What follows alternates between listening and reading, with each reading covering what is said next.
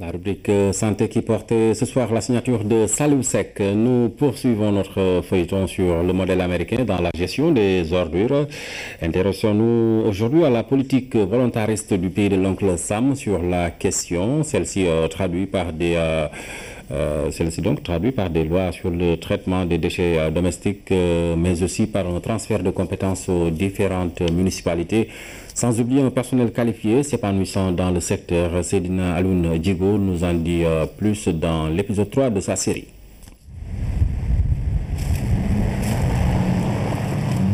Washington DC. Quand la capitale commence à s'endormir, à peine est-elle perturbée par le bruit des camions de ramassage d'ordures.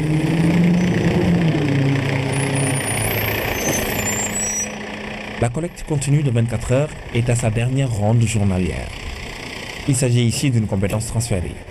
Comme c'est le cas dans tous les États, dans chacune de leurs divisions administratives, le département des services publics du district fédéral assure ce service, y compris les infrastructures l'accompagnant.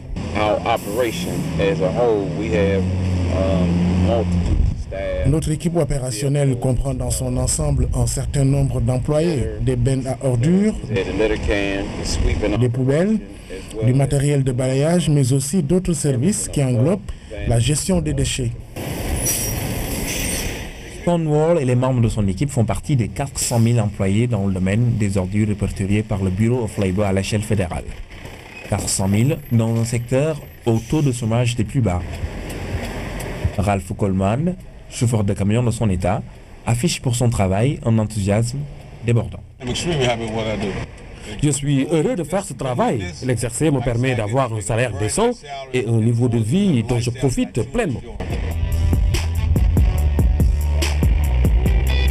Après leur collecte, où vont ces déchets? Leur destination est régie par un certain nombre de lois. Depuis 1965, le Congrès américain en a fait passer plusieurs en vue de moderniser leur traitement. Il y a surtout la loi sur la conservation et la récupération des ressources.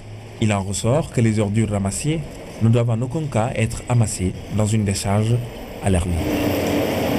Communément après RCRA, cette loi a pour but de protéger les Américains et leur environnement des risques potentiels liés à l'élimination des déchets et favoriser une conscience collective à travers un triptyque réduire, réutiliser, recycler.